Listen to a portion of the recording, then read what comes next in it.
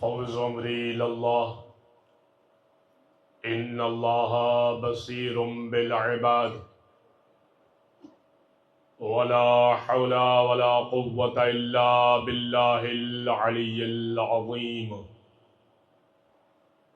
حسبنا اللہ ونعم الوکیل نعم المولا ونعم النصیر اعوذ باللہ من الشیطان اللعین الرجیم بسم اللہ الرحمن الرحیم الحمد للہ الذی لا مضاد له فی ملکہ ولا منازع له فی امرہ ولا شبیہ له فی عظمتہ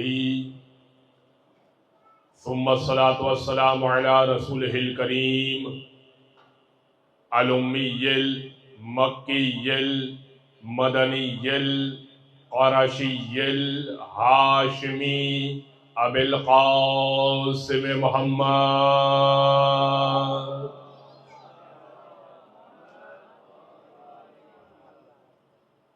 وعلى اہل بیتہ الطیبین الطاہرین واللعنۃ الدائمۃ علی اعدائہم اجمعین من یوم ظلمہم وعداوتہم الی قیام یوم الدین اما بعد فقد قال اللہ سبحانہ وتعالی فی محکم کتاب مبین بسم اللہ الرحمن الرحیم یوم ندعو کل اناس بامامہم صلوات علی محمد و آل محمد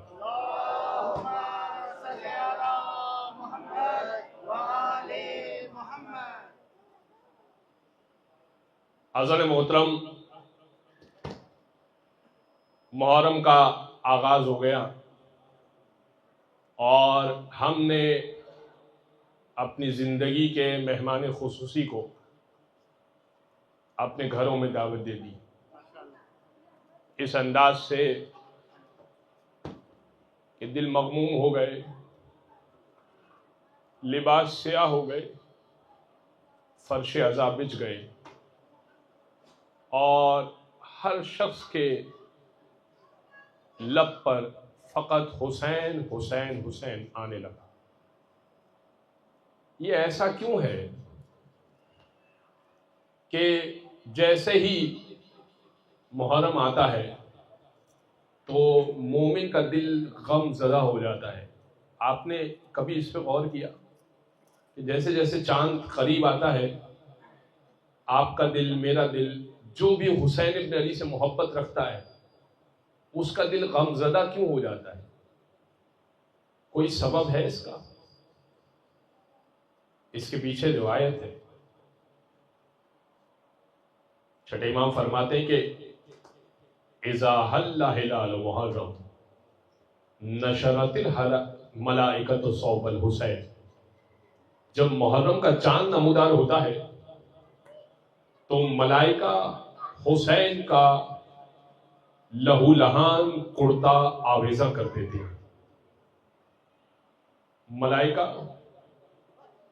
امام حسین کا کرتا سامنے کرتے تھے۔ نحنو نراہ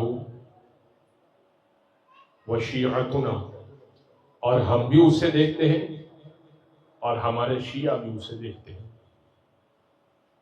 لا بالبصر وبالبصیرۃ، بالبصر وبالبصیرۃ، ہم دیکھتے ہیں اپنی آنکھوں سے، اور جو ہمارا شیعہ ہوتا ہے، جو ہمارا مومن ہوتا ہے، ہمارا چاہنے والا ہوتا ہے، وہ دل کی آنکھوں سے اس کرتے اور اس قمیص کو، حسین بن علی کے لہو لہان قمیص کو محسوس کرتا ہے۔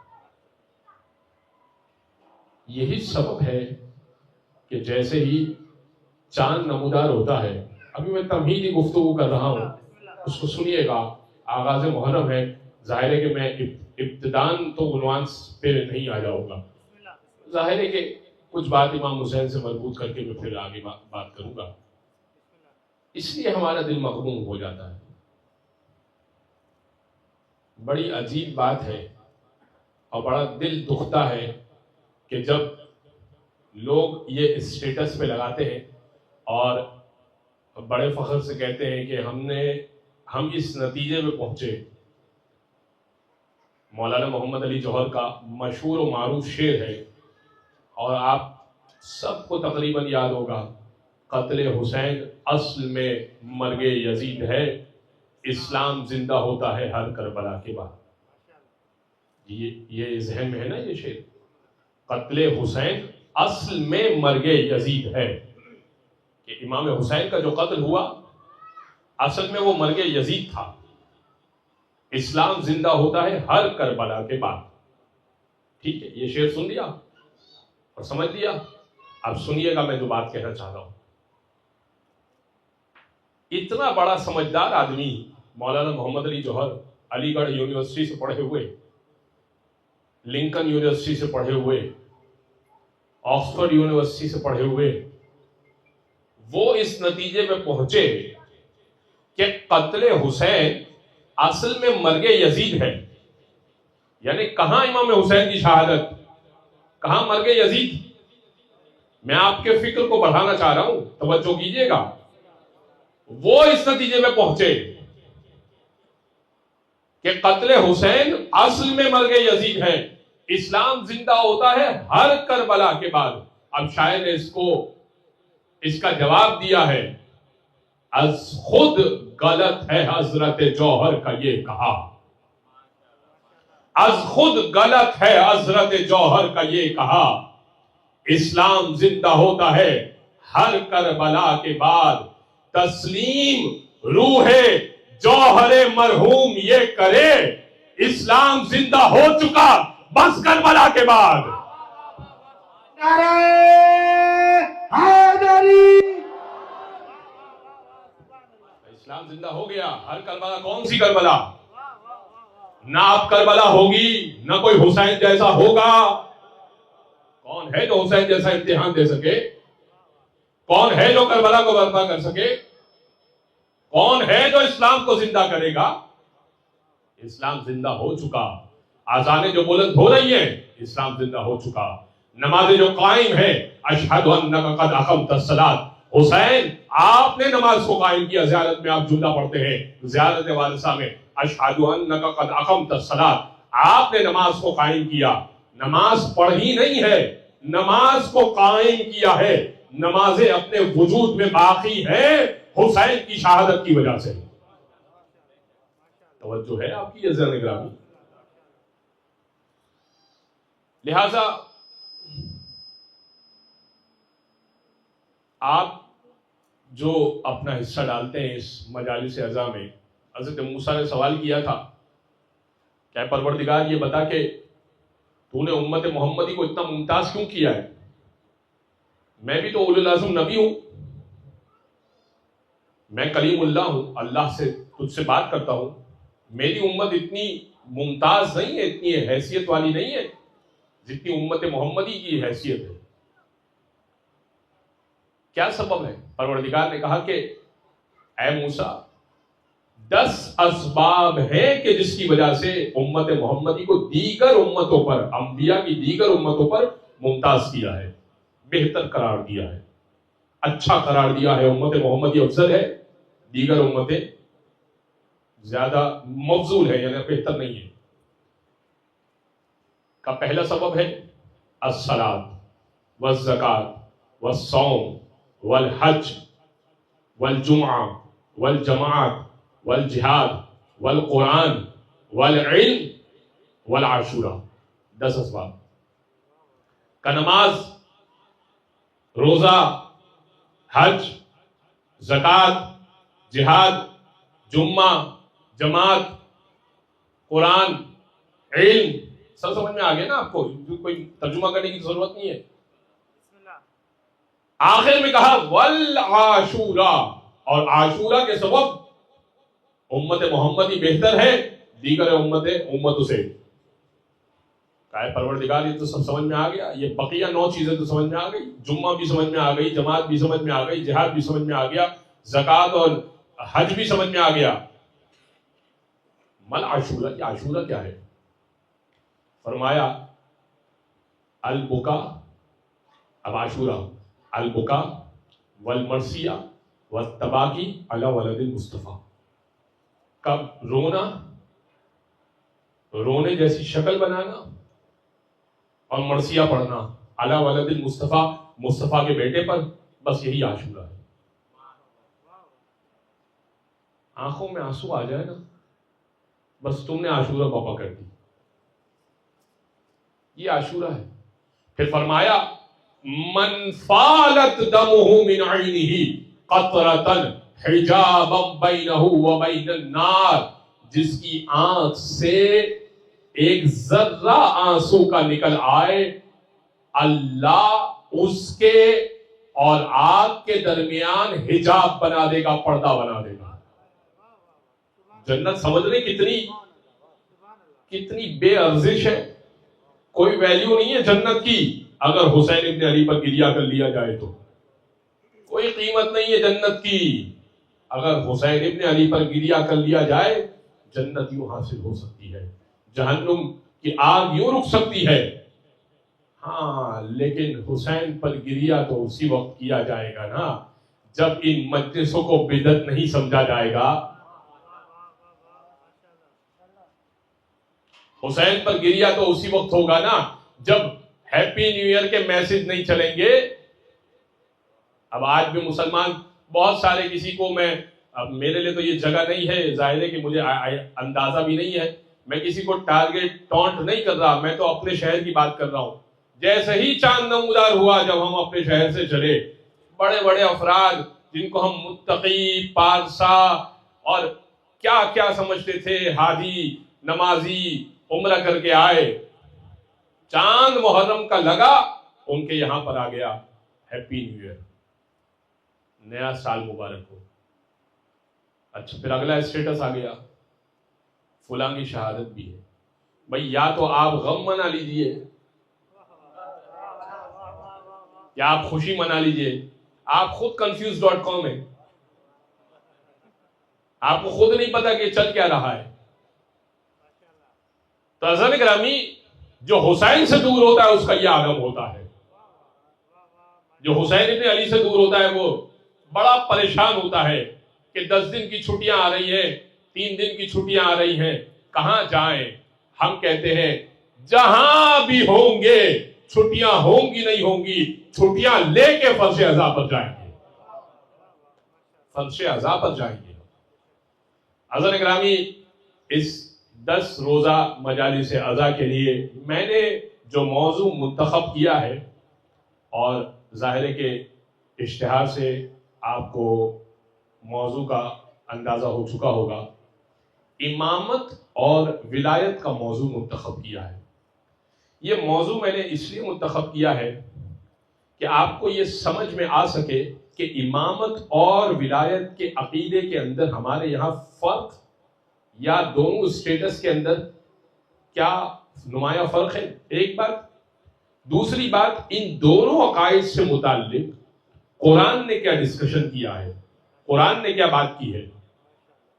تو ہماری چند دن گفتگو امامت پر رہے گی، اور اس کے بعد 5 محرم سے یا 6 محرم سے ہم ولایت کے عنوان پر آ جائیں گے، جب میں یہ محسوس کروں گا کہ آپ کو امامت کا عنوان مکمل طریقے سے سمجھ میں آ گیا. بھائی امام کو تو مان لیا، لیکن عقیدہ امامت کی اساس کیا ہے، بنیاد کیا ہے، کہاں سے ہمیں عقیدہ یہ ملا، تو اس کو سمجھاؤں گا.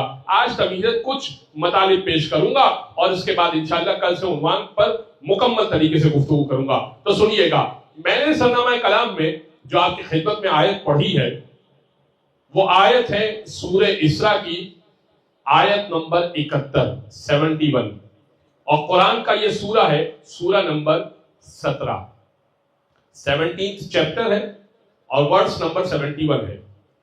17-71 آسان ہے یاد رکھنا بھائی، 1-7-7-1 یاد رکھ لیجئے گا. اب آیت ہے، سنیے گا. یوم ندعو کل اناس بامامہم، قیامت کا دن ہوگا اور انسانوں میں سے ہر ایک کو اپنے امام کے ساتھ بلایا جائے گا. قیامت کا دن ہوگا، یوم ندعو، بلائیں گے ہم، پکاریں گے ہم، دعوت دیں گے، ندعو کل اناس بامامہم، ہر ایک کو اپنے امام کے ساتھ بلائیں گے.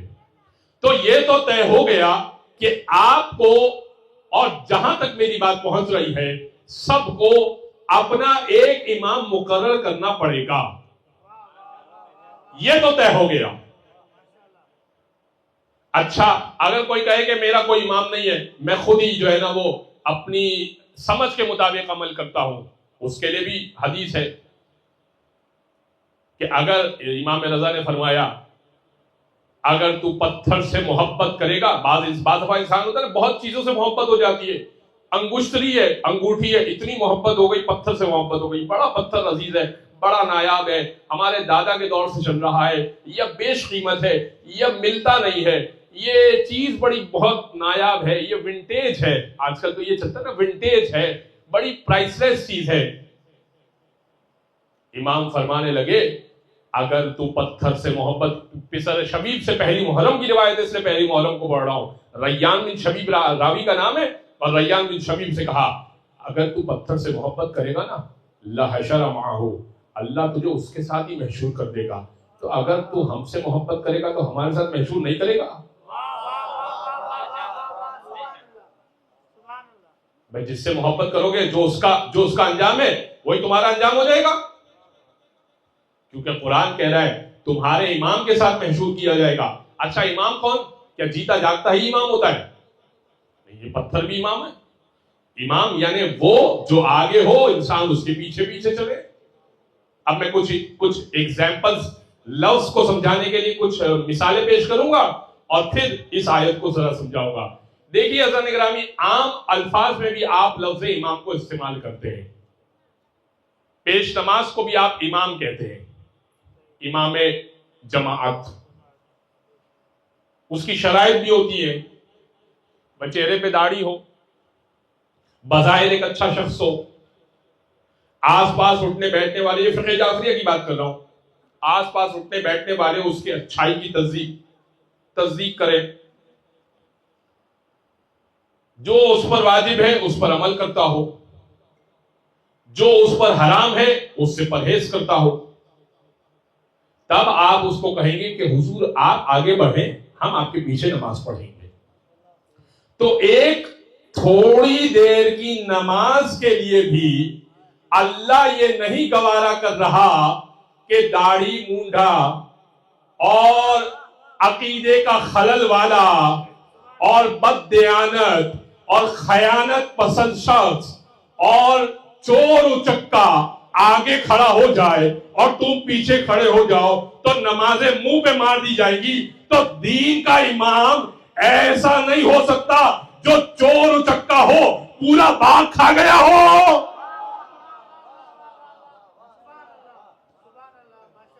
سمجھ رہے ہیں آپ؟ چور اچکے کو آپ کھڑا کر کے نماز نہیں پڑھا سکتے کہ بھائی ابھی تو نماز کا وقت ہے نا، کیا ہو گیا، ڈکیتی کر کے کیا آیا ہے تو کیا ہو گیا، نماز کا وقت ہے، نماز پڑھا لے.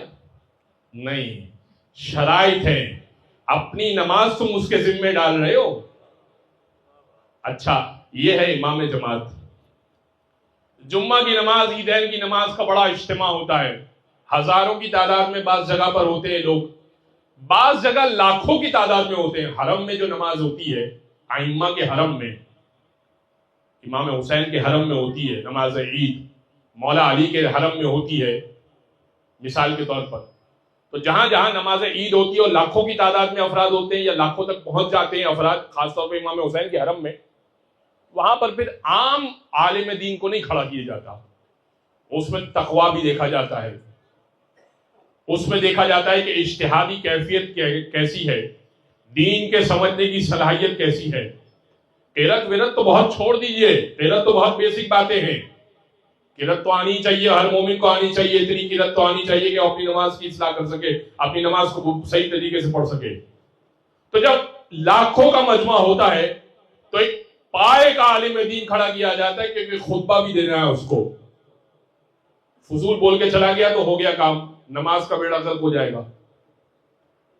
اچھا، تو یہ جمعے اور عید کے اہتمام میں کیا جاتا ہے کہ ایک بڑا پائے کا عالم رکھا جاتا ہے. یہ ہے کچھ باتیں جو آپ کو بھی سمجھ میں آتی ہیں. اچھا اب یہ تسبیح ہے نا میرے ہاتھ میں, یہ بھی امام کہلاتا ہے اس کا. غور سے دیکھیے گا آخری بندہ, یہ جو اوپر کا حصہ ہے نا جس کے پیچھے پیچھے سارے دانے چل رہے ہیں, اردو میں اس کو امام کہتے ہیں. یہ بھی امام ہے. کیوں؟ اس سے شروع کریں گے اسی پہ ختم کریں گے. میرے جملے پہ غور کیجئے گا, اس سے شروع کریں گے اسی پہ ختم کریں گے. اچھا امام اگر ٹوٹ جائے, امام اگر الگ ہو جائے, تسبیح بکھر جائے گی. بھائی کہاں سے شروع کریں, کہاں پہ ختم کریں؟ گول اگر تسبیح ہو اور امام ہی نہ ہو, بڑا مشکل ہو جائے گا, آپ کا ذکر ڈسٹرب ہو جائے گا. ایک تسبیح میں تسبیح بنانے والے نے بھی, اور تسبیح بھی میں بتاؤں کہ تاریخ میں تسبیح کس سے بنائی, بی بی سیدہ نے سب سے پہلے تسبیح وضع کی ہے. سب سے پہلے تسبیح حضرت حمزہ کی قبر سے, ان کی مٹی سے بی بی سیدہ نے بنائی ہے. کوئی یہ غلط فہمی میں نہ رہے کہ مسلمانوں نے بنائی ہے. بی بی سیدہ نے تسبیح بنانے کا طریقہ بیان کیا ہے. ایک تسبیح بغیر امام کے نہیں چل سکتی. 2 رکعت کی نماز بغیر امام کے نہیں چل سکتی. تو میں باتوں کو ذرا سا سمیٹتا ہوں. اس کا مطلب کیا ہوا؟ امام ظاہری عیب سے بھی پاک ہوگا. کیا مطلب؟ مثال کے طور پہ ویل چیئر پہ اگر کوئی ہو, پڑھیں گے پیچھے نماز, آپ نہیں پڑھیں گے, نماز باطل ہو جائے گی. ایک شخص ویل چیئر پر ہے, آپ بالکل صحیح نماز پڑھتے ہیں, ویل چیئر پہ بندہ ہے, اس کے پیچھے نماز نہیں ہو سکتی. میں اپنی بات کو سمجھانے کے لیے ساری مثالیں دے رہا ہوں تاکہ آپ تک بات پہنچے, کیونکہ نتیجہ جو ہوگا نا وہ آپ کو بہت اچھے طریقے سے سمجھ میں آئے گا, کیونکہ نتیجہ بہت امپورٹنٹ ہے. اچھا ویل چیئر پر اگر کوئی ہے, اس پہ نماز نہیں ہوگی, معذور ہے. معذور ہے تو معذور کو امام نہیں بنایا جا سکتا. تو اب ظاہری کیفیت بھی دیکھی جاتی ہے امام میں, باطنی کیفیت بھی دیکھی جاتی ہے. اخلاق کا اچھا ہو, کردار کا اچھا ہو, عالم بھی ہو, صفت اس میں اچھی ہو, اٹھنے بیٹھنے والے اچھائی کی تصدیق کرے, اور ظاہری طور پر بھی بالکل پرفیکٹ ہونا چاہیے. معذور شخص امام نہیں ہو. بہت بڑا ہے, بہت اچھا شخص ہے, لیکن معذور ہے, پیر سے معذور ہے, ہاتھ سے معذور ہے, اللہ نہ کرے کسی کو یہ پریشانی ہو, لیکن بہرحال اس کو امامت نہیں دی جا سکتی. تو اب میں خلاصہ کروں, چھوٹے قد کا امام نہیں ہو سکتا, پیٹ پھولا امام نہیں ہوگا. بھائی اب تاریخ کی باتیں پڑھ رہا ہوں, جس کو سمجھ میں آ جائے تو ٹھیک ہے. چور اچکا امام نہیں ہوگا. یہ ساری باتیں ہو گئی. تو اب نتیجے کی آخری بات کہہ دوں, دیکھیے کوئی بھی عیب ہوگا تو امام نہیں ہوگا. تو اب جب چھوٹے موٹے عیب یہ سارے اگر ہو کسی کے اندر تو وہ امام نہیں ہوگا. کسی کا ایک ہاتھ ٹوٹا ہو تو امام نہیں بن سکتا. اگر کسی کا ایمان ٹوٹا ہو اور سابقہ کافر رہا ہو وہ امام نہیں بن سکتا.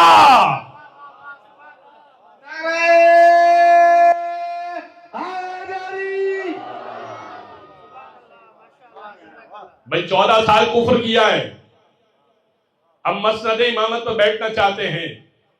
نہیں حضور, آپ جتنے پارسا ہو جائیں زمزم سے نہا لیں, آپ امام نہیں. اچھا ہم اچھے تو ہیں نا, ہم سچے تو ہیں نا. اب میں لفظ استعمال نہیں کرتا, جو پہنچ گئے وہ پہنچ گئے, مجھے معلوم نہیں ماحول کیسا ہے. ہم سچے تو ہیں, ہم اچھے تو ہیں. حضور آپ اچھے ہوتے اور آپ سچے ہوتے تو رسول مباہرے میں لے کر چلے ہوتے, اس لیے کہ جھوٹوں کے مقابلے میں سچوں کو لے کر جانا تھا. آیت میں بہت گنجائش تھی, آیت میں بہت گنجائش تھی. فمن حاجک فیہ من بعد ما جاءک من العلم, علم آنے کے بعد اگر یہ کٹ حجتی کرے, فقل تعالوا ندعو ابناءنا وابناءکم, اپنی بیٹوں کو لاؤ, اپنی بیٹیوں کا, ہم اپنے بیٹوں کو لاتے ہیں, ونساءنا ونساءکم, عورتوں کو لاتے ہیں, تم اپنی عورتوں کو لاؤ, انفسنا وانفسکم, ہم اپنے جیسوں کو لاتے ہیں, تم اپنے جیسوں کو لاؤ. ثم نبتہل فنجعل لعنت اللہ علی الکاذبین, ہاتھوں کو بلند کر کے کہیں گے جھوٹے پر اللہ کی لعنت ہو. آیت میں جمع کا صیغہ ہے. عربی سمجھنے والے سمجھتے ہیں کہ کم از کم 3 افراد نبی لے جا سکتے تھے, زیادہ سے زیادہ تو بہت لے جا سکتے تھے, لیکن نبی کا نہ لے جانا بتا رہا ہے، نہ انفسنا کے مقام پر، نہ ابنانا کے مقام پر، نہ نسانا کے مقام پر، کہ نہ بیٹیاں زیادہ تھی اور نہ کوئی سچی تھی، نہ کوئی سچا تھا۔ اگر لے کر بھی جاتے تو لعنت ادھر کی پڑتی، ادھر پڑ جاتی۔ نعرہ حیدری۔ جو ہے تو اب موبائلے کا واقعہ تو ابھی پہنچا ہے نا، بس میں نے تمام کر دیا اور اب منزل مسائل پر آ جاؤں گا۔ ابھی موبائلے کا واقعہ تو ابھی ہوا ہے نا، تو تھوڑا سا ذکر کر دوں کیونکہ بات آ گئی۔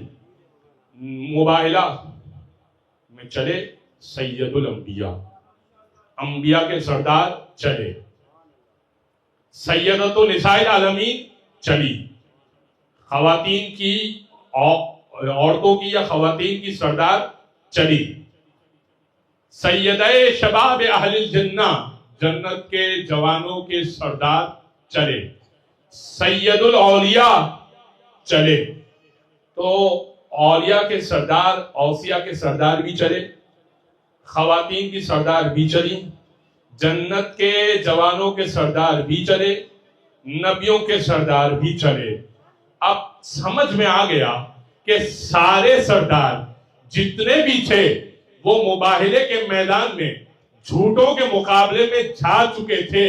اگر کوئی سرداری کے لائق ہوتا تو نبی لے جا چکے ہوتے، سارے سردار جا چکے تھے، سارے امتی پیچھے تھے۔ توجہ ہے حضرت گرامی؟ یہ امامت ہے کہ جس کی وجہ سے دین کا تشخص قائم ہے، دین کی حیثیت قائم ہے۔ قرآن کہہ رہا ہے یوم ندعو کل اناس بامامہم، ہر ایک کو اپنے امام کے ساتھ پکارا جائے گا۔ اب کوئی بھی کسی کو امام بنا سکتا ہے، قید نہیں ہے۔ آپ مجلس حسین میں آئے ہیں، بے شک ہو سکتا ہے کہ کوئی کسی اور کو امام بناتا ہو، چاہتا ہو، مانتا ہو، پسند کرتا ہو، ٹھیک۔ لیکن میں نے عرض کیا آپ کی خدمت میں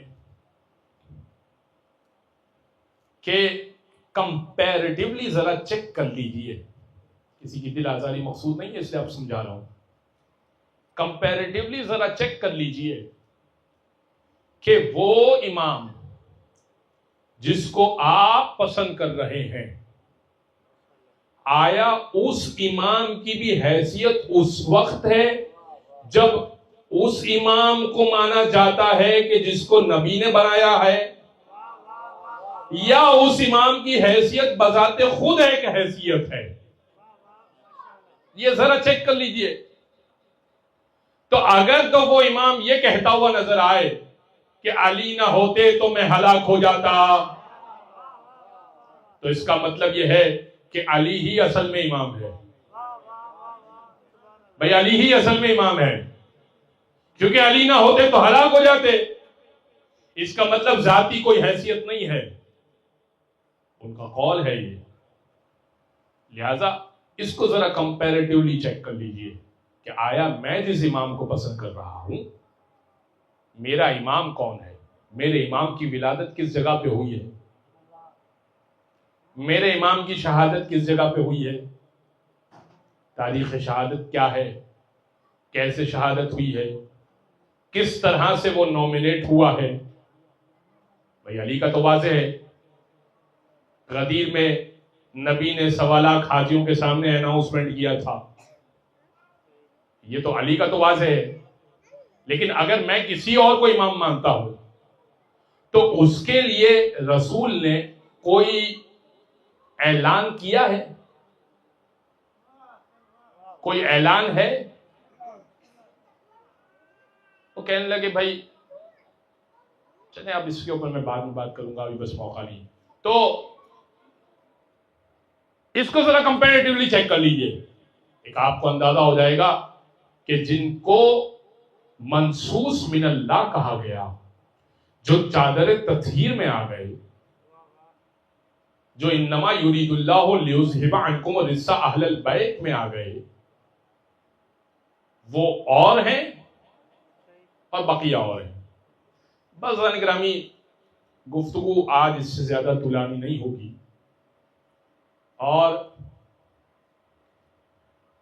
اس سے بڑھ کر میں مزید کچھ اور باتیں آپ کی خدمت پیش کروں گا کہ صفات امامت کیا ہوتی ہیں، کس طرح پہچانا جاتا ہے کہ یہ امام ہے یا یہ امام نہیں ہے. کچھ میں سوالات آپ کے اذہان میں پیش کر رہا ہوں. اگر امام کو تخت نہ ملے اور کسی اور کو تخت مل جائے تو کیا پھر کسی اور کو امام مان لیں یا اس کو امام ہی مانیں؟ بھئی میں جس کو امام مانتا ہوں اس کو تخت تو نہیں ملا. ابھی اس کا جواب دے دیتا ہوں اور میں منزل مصائب پر آ جاتا ہوں. دیکھیے عزیزان گرامی، امامت کے عقیدے میں تخت معیار ہمارے یہاں پر نہیں ہے. کیوں سنیے گا. بس اگر یہ دلیل پہنچ گئی تو میں سمجھوں گا کہ آج کی مجلس پہنچ گئی آپ تک، اس لیے کہ کچھ مومین بھی حاضر ہوئے. تو سنیے گا آخری بات. دیکھیے عزیزان گرامی، بڑے بڑے انبیاء کو تخت نہیں ملا. فرعون تخت پہ بیٹھا تھا، موسیٰ تخت پہ نہیں تھے. نمرود تخت پہ بیٹھا تھا، ابراہیم نار نمرود میں جل رہے تھے. تو جب آپ نے فرعون کو نہیں مانا، موسیٰ کو ہی مانا، جب آپ نے نمرود کو نہیں مانا، ابراہیم کو ہی مانا، تو تخت معیار نہیں ہوا. ہاں اگر تخت معیار ہے تو پھر چھوڑ دیجئے موسیٰ کو ماننا، مان لیجئے فرعون کو. نعرہ حیدری. دلیل پہنچی؟ بات پہنچی آپ تک؟ بھئی وہ کرسی پہ بیٹھے تھے، ان کو نومینیٹ کیا گیا تھا، ان کو بلایا گیا تھا، ان کی بیعت کی گئی تھی. یہ باتیں بہت بات کی ہو گئی. فرعون کی بھی بہت بڑا لشکر تھا، نمرود کے پاس بھی بہت بڑی حکومت تھی، شداد کے پاس بھی بہت پیسہ تھا. اس کے اوپر میں انشاءاللہ پوری گفتگو کروں گا. یہ سب معیار نہیں ہے. حضور وحی کس پہ اترتی ہے؟ جبریل کس گھر میں نازل ہوتے ہیں؟ قرآن کس گھر میں نازل ہوتا ہے؟ وحی الہی کس کے منہ سے جاری ہوتی ہے؟ یہ کس کے گھر میں ہو رہا ہے؟ بس گرامی، وہ حسین کہ جس کے لیے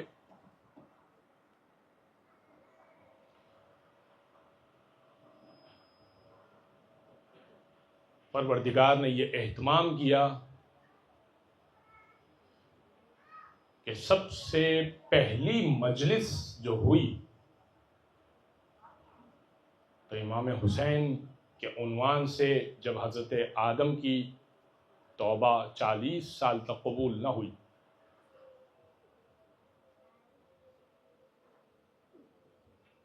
تو کہا گیا کہ فتلقى آدم ربہ کلمات، کہ ہم نے آدم کو کلمات جو ہے وہ تلقین کیے، فتاب علیہ، اور انہوں نے ان کلمات کے ذریعے سے توبہ کی. انہ هو التواب الرحیم، اللہ توبہ قبول کرنے والا ہے. جبریل نے کہا کہ اے آدم آپ توبہ کیجئے تو اس انداز سے کہ یا محمود بحق محمد و یا عالی بحق علی و یا فاطر بحق فاطمہ و یا محسن بحق الحسن و یا قدیم الاحسان بحق الحسین. اے بلند مرتبہ لائق تعریف تجھے محمد کا واسطہ، اے بلند مرتبہ تجھے علی کا واسطہ، اے خالق تجھے فاطمہ کا واسطہ، اے احسان کرنے والے تجھے حسن کا واسطہ، اے قدیم الاحسان جس کا احسان بہت پرانا ہے اسے حسین کا واسطہ، تو میری حاجتوں کو پورا کر دے، میری توبہ قبول کر لے. جبریل کہتے ہیں کہ جیسے ہی حضرت آدم نے حسین ابن علی کا نام سنا آنکھیں نم ہو گئیں. کہنے لگے اے جبریل، میں رسول گرامی کا نام لیتا ہوں علی مرتضیٰ اور فاطمہ اور حسن کا نام لیتا ہوں سلام اللہ علیہم، تو ان سب کا نام جب لیتا ہوں مجھے دل میں ٹھنڈک اور قرار محسوس ہوتا ہے۔ کیا سبب ہے کہ حسین کا نام لیتا ہوں تو میرے دل میں بے چینی آ جاتی ہے، میرا دل غمگین ہو جاتا ہے، میری آنکھوں سے آنسو ٹپکنے لگتے ہیں۔ فرمایا کہ آخری نبی کا نواسا اس طریقے سے شہید کیا جائے گا کہ نہ پانی کا ایک گھونٹ دیا جائے گا اور نہ جسم پہ کفن اس کے ہوگا۔ جبریل نے مصیبت حسین کو پڑھا، آدم نے گریہ کیا۔ یہ پہلی مجلس ہے۔ میں انشاءاللہ اس پورے عشرے میں مختلف مجالس انبیاء کو بھی ذرا تذکرہ کروں گا تاکہ آپ کو یہ معلوم ہو کہ یہ مجلسیں بڑی قدیم مجلسیں ہیں اور ابتدائی دور سے ہی یہ مجلسیں چلتی آ رہی ہیں۔ بس آپ کی آنکھیں نم ہو گئی، آپ کی صدائیں بلند ہو گئی، دو جملے مصائب کے سنیے اور زحمت تمام کروں آپ کی۔ 28 رجب کو مدینہ کے گورنر کو ایک خط موصول ہوا کہ حاکم شام مارا گیا اور حسین ابن علی سے بیعت لے لو۔ ولید و مروان کے کارندے نے ایک بندہ بھیجا حسین ابن علی کے گھر پر، یعنی محلہ بنی ہاشم میں، مدینہ میں، اسی وقت میں کہ جس وقت میں سیدہ زینب امام حسین سے ملنے آئی ہوئی تھی۔ آپ جانتے ہیں کہ شادی کے بعد، رخصتی کے بعد سیدہ زینب امام حسین سے روزانہ ملنے آیا کرتی تھی۔ ابھی بیوی زینب گھر میں داخل ہوئی کہ ایسے میں 27 رجب کی بات ہے کہ ایسے میں قاصد آیا اور اس نے دق الباب کیا۔ امام نے پوچھا کہ کون ہے؟ اس نے کہا کہ میں گورنر ہاؤس سے آیا ہوں، اور ولید و مروان کا یہ کہنا ہے کہ آپ ذرا گورنر ہاؤس آئے اور کوئی ضروری کام ہے اور کوئی بات کرنی ہے آپ سے۔ جیسے ہی جناب زینب کبریٰ نے یہ بات سنی ہے، جناب زینب نے کہا بھیا اکیلے نہ جائیے گا، آپ جناب علی اکبر کو بھی ساتھ لے لیجئے، جناب قاسم کو بھی ساتھ لے لیجئے، اپنے بھائی کو بھی ساتھ لے لیجئے اور مولا کائنات کے بھائیوں کو بھی ساتھ لے لیجئے، جعفر کو بھی ساتھ لے لیجئے اور حضرت عباس کو بھی ساتھ لے لیجئے۔ 18 جوانان بنی ہاشم کے جھرمٹ میں اور پروٹوکول کے ساتھ حسین ابن علی گورنر کے دارالامارہ کی طرف چلے اور تمام افراد سے کہا کہ دیکھو اگر میری آواز بلند ہو جائے نا تو اندر داخل ہو جانا۔ امام نے سب کو روک دیا، سب تلوار کے قبضے پر ہاتھ رکھے ہوئے تھے، خاص طور پہ حضرت عباس۔ ولید نے کہا کہ شام سے بری خبر ہے، حاکم شام نہ رہا، نیا خلیفہ جو نامزد ہوا ہے وہ یزید ہے، اور اس کا مطالبہ یہ ہے کہ حسین ابن علی سے فوری بیعت کی جائے، اور آپ میرے ہاتھ پر بیعت کر لیں، گویا کہ اس کے ہاتھ پر بیعت کر لیں۔ مغرب قریب تھی، امام نے کہا کہ اگر تو یہ اچھا کام ہے تو مجھے کل دن کی روشنی میں مسجد نبوی میں ذرا یہ بات کہہ دینا۔ اس نے کہا کہ نہیں، ہمیں ذرا جلدی ہے۔ ایسے میں کہ ولید مان گیا اور مروان مان گیا، اور ولید جو ہے وہ اس نے اشارہ کیا امام کے گردن کی طرف، کہنے لگا کہ اگر یہ ہاتھ سے چلے گئے تو یاد رکھنا یہ ہاتھ نہیں آئیں گے، اور اشارہ کر کے کہنے لگا کہ ان کو ابھی یہیں قتل کر دے، ذبح کر دے، اس لیے کہ اگلا پیغام یہی تھا کہ اگر بیعت نہ کریں سر اتار کے میرے حوالے کرو۔ امام نے فوراً اشارے کو سمجھ لیا اور امام نے کہا، اور نیلی آنکھوں والے کی بیٹے،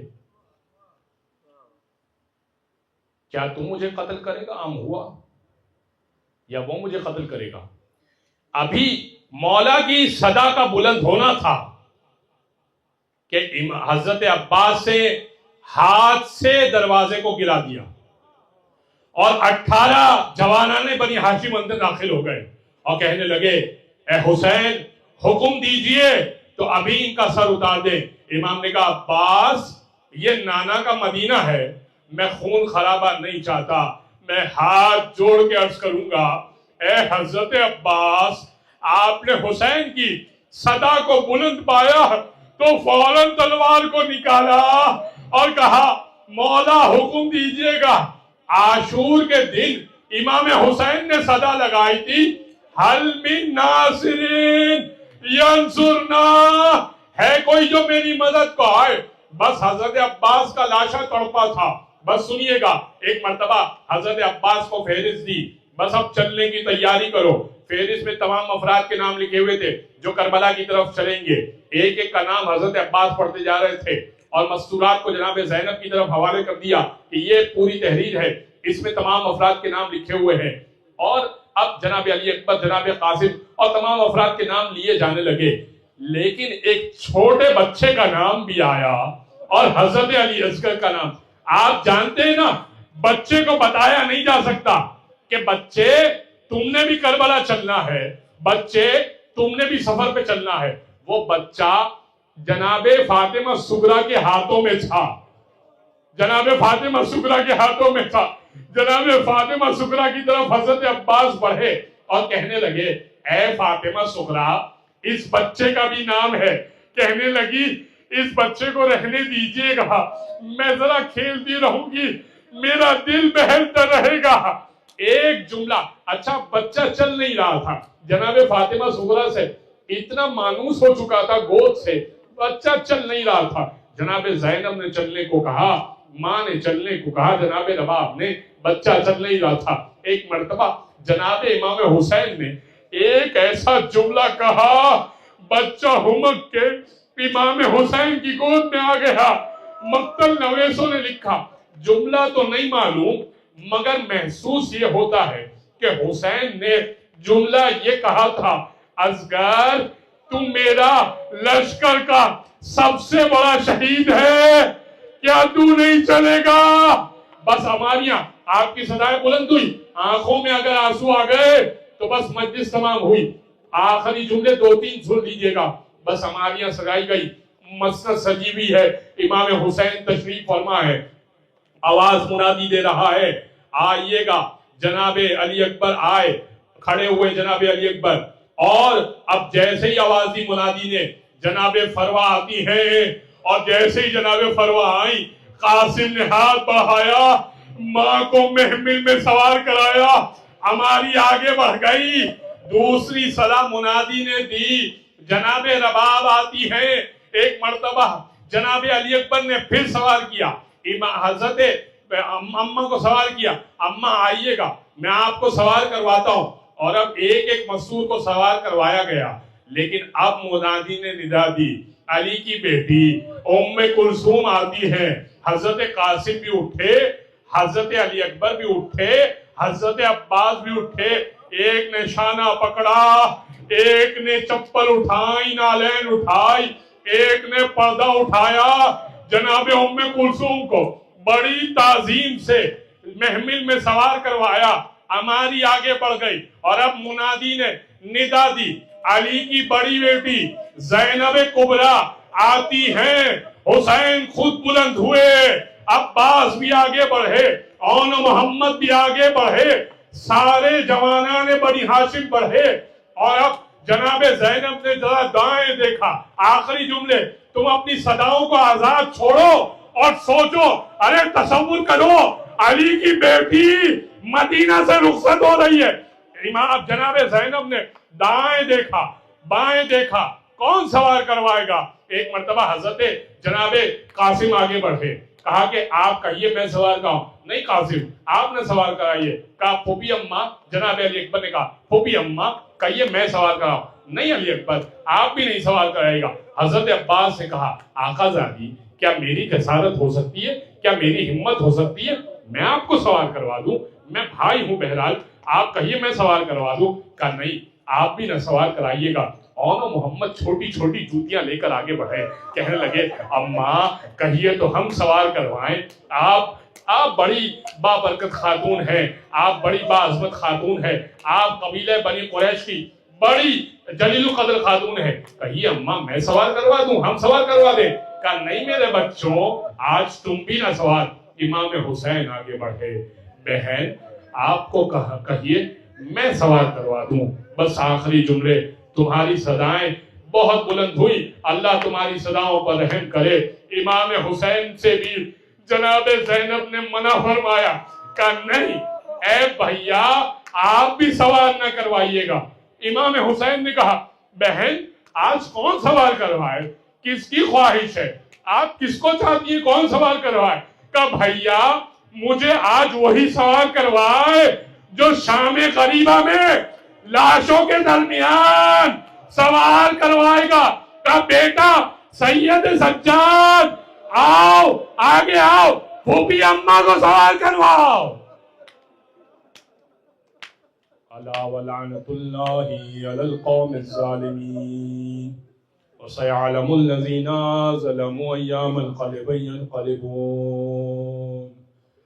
بار الہ ہمارے اس عظیم توسل کو اپنی بارگاہ میں قبول منظور فرما. حاضرین کی تمام جائز شرعی حاجات کو اپنی بارگاہ میں قبول منظور فرما. ہم سب کے اس عرصے کو اپنی بارگاہ میں قبول فرما. تو جو واسطہ حسین ابن علی کا اس سال ہر سال بار بار امام حسین کے روضے کی زیارت نصیب فرما. تجھے واسطہ محمد و آل محمد کا جو جہاں سے بھی ہے حسین کے فرش پر آ چکا. پروردگار تجھے واسطہ حسین کے پاس جو کچھ ہے اور تیرے پاس آقا حسین کے لیے جو کچھ ہے، جو کچھ آقا حسین کے صدقے میں ہمیں دے سکتا ہے بہترین عطا فرما. امام کے ظہور میں تعجیل فرما، ظہور کی بہترین تیاری کرنے کی توفیق عطا فرما.